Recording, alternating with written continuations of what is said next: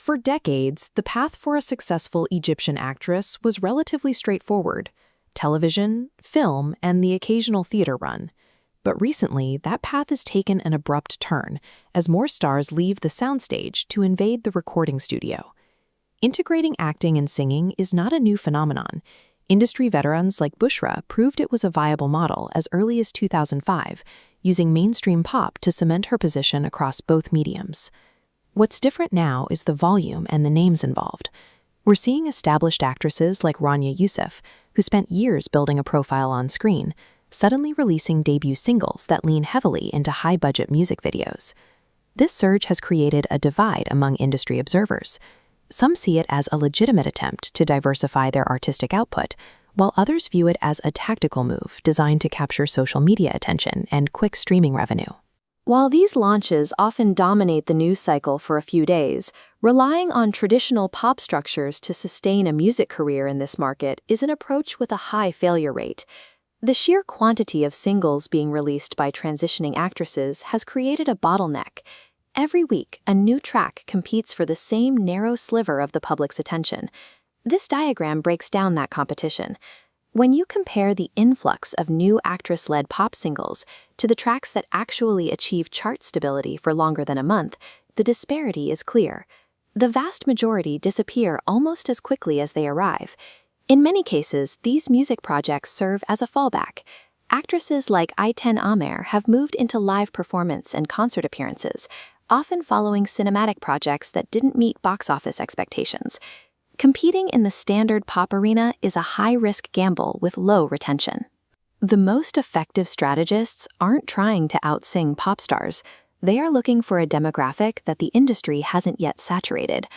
Aysel Khaled's entry into the industry followed a familiar route. In 2016, she represented Egypt at the Miss Asia Pacific International pageant, establishing a public profile based on traditional beauty and charisma. However, if you look at the Apple Music charts for 2026, her identity has shifted. She isn't competing for standard pop stardom. She is consistently outperforming mainstream artists in a very different category. Her strategy involved a total pivot.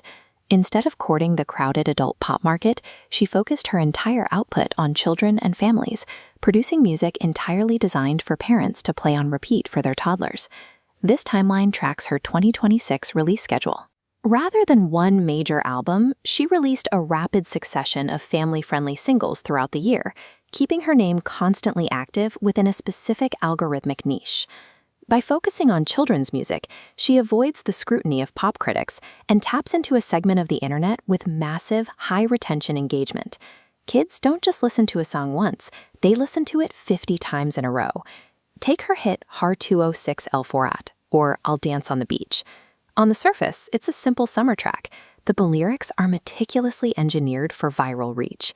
Instead of focusing on high-end luxury or exclusive resorts, the song describes a very specific, middle-class Egyptian summer, complete with the chaos of eating stuffed cabbage and drinking tea on the sand. It's relatable, and it's meant to be shared by families who see themselves in those lyrics. She pairs this playful energy with a more sentimental strategy. Her track, Har2os, which means My Father's Hug, is a deliberate appeal to parental emotions. The lyrics don't focus on romance. They praise a father's hard work, his financial sacrifices for the family, and the safety of his presence. It's the kind of content that parents feel good about sharing on social media. This creates a powerful loop. Children enjoy the music for the hooks, and parents share it for the sentiment. It turns the music into a family utility rather than just another pop song. The question is whether this pivot to a niche audience translates into measurable success compared to the traditional pop route. This chart shows trending data from YouTube Jordan. While standard pop tracks struggle, Aysel's song captured the number 4 spot. Look at the views. The track accumulated over 849,000 views in 48 hours, explosive growth for an artist ignoring the traditional pop blueprint. These instantaneous numbers are nearly impossible to achieve for actresses who choose to compete in the crowded adult pop market, where they are often fighting for visibility against established titans. The most effective transition doesn't involve winning a popularity contest against pop stars. It's about owning a specific corner of the market. When you provide genuine value to the kids and validation to the parents, you simply win the algorithm.